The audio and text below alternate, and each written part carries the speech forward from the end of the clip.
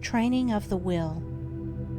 Without strength of mind, nothing worthy of accomplishment can be done, and the cultivation of that steadfastness and stability of character, which is commonly called willpower, is one of the foremost duties of man, for its possession is essentially necessary both to his temporal and eternal well-being. Fixedness of purpose is at the root of all successful efforts, whether in things worldly or spiritual, and without it, man cannot be otherwise than wretched, and dependent upon others for that support which should be found within himself. The mystery which has been thrown around the subject of cultivation of the will, for those who advertise to sell occult advice on the matter for so many dollars, should be avoided and dispelled, for nothing could be further removed from secrecy and mystery than the practical methods by which alone strength of will can be developed. The true path of will cultivation is only to be found in the common everyday life of the individual, and so obvious and simple is it that the majority, looking for something complicated and mysterious, pass it by unnoticed. A little logical thought will soon convince a man that he cannot be both weak and strong at the same time, that he cannot develop a stronger will while remaining a slave to weak indulgences, and that therefore the direct and only way to that greater strength is to assail and conquer his weaknesses. All the means for that cultivation of the will are already at hand in the mind and life of the individual. They reside in the weak side of his character, by attacking and vanquishing which the necessary strength of will be developed. He who has succeeded in grasping this simple, preliminary truth will perceive that the whole science of will cultivation is embodied in the following 7 rules. 1. Break off bad habits. 2. Form good habits. 3.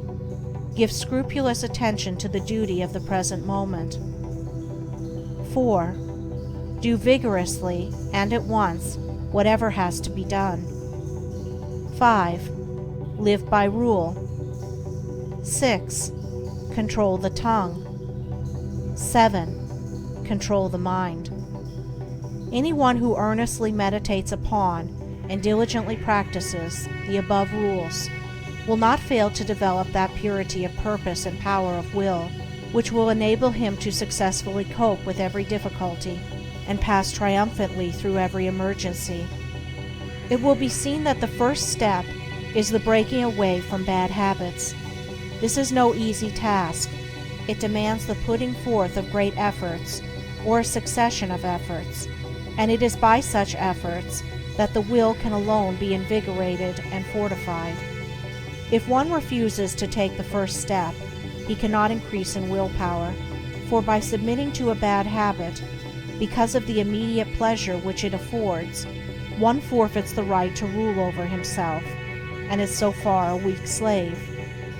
He who thus avoids self-discipline, and looks about for some occult secrets for gaining willpower at the expenditure of little or no effort on his part, is deluding himself, and is weakening the willpower which he already possesses. The increased strength of will, which is gained by success in overcoming bad habits, enables one to initiate good habits. For while the conquering of a bad habit requires merely strength of purpose, the forming of a new one necessitates the intelligent direction of purpose. To do this, a man must be mentally active and energetic, and must keep a constant watch upon himself.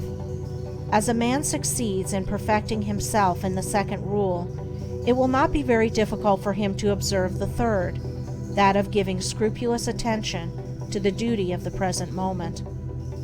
Thoroughness is a step in the development of the will which cannot be passed over. Slipshod work is an indication of weakness. Perfection should be aimed at, even in the smallest task, by not dividing the mind, but giving the whole attention to each separate task as it presents itself. Singleness of purpose and intense concentration of mind are gradually gained, 2 mental powers which give weight and worth of character and bring repose and joy to their possessor. The 4th rule: that of doing vigorously and at once whatever has to be done, is equally important. Idleness and a strong will cannot go together, and procrastination is a total barrier to the acquisition of purposeful action. Nothing should be put off until another time, not even for a few minutes. That which ought to be done now should be done now. This seems a little thing, but it is of far-reaching importance. It leads to strength, success, and peace. The man who is to manifest a cultivated will must also live by certain fixed rules. He must not blindly gratify his passions and impulses, but must school them to obedience. He should live according to principle and not according to passion. He should decide what he will eat and drink and wear, and what he will not eat and drink and wear, how many meals per day he will have, and at what times he will have them, at what time he will go to bed, and at what time he will get up. He should make rules for the right government of his conduct in every department of his life, and should religiously adhere to them. To live loosely and indiscriminately, eating and drinking and sensually indulging at the beck and call of appetite and inclination, is to be a mere animal, and not a man with will and reason. The beast in man must be scourged and disciplined and brought into subjugation, and this can only be done by training the mind and life on certain fixed rules of right conduct. The saint attains to holiness by not violating his vows, and the man who lives according to good and fixed rules is strong to accomplish his purpose. The sixth rule, that of controlling the tongue, must be practiced until one has perfect command of his speech, so that he utters nothing in peevishness, anger, irritability, or with evil intent. The man of strong will does not allow his tongue to run thoughtlessly and without check. All these 6 rules, if faithfully practiced, will lead up to the 7th, which is the most important of them all, namely, rightly controlling the mind. Self-control is the most essential thing in life, yet least understood, but he who patiently practices the rules herein laid down, bringing them into requisition in all his ways and undertakings, will learn, by his own experience and efforts, how to control and train his mind, and to earn thereby the supreme crown of manhood, the crown of a perfectly poised will. End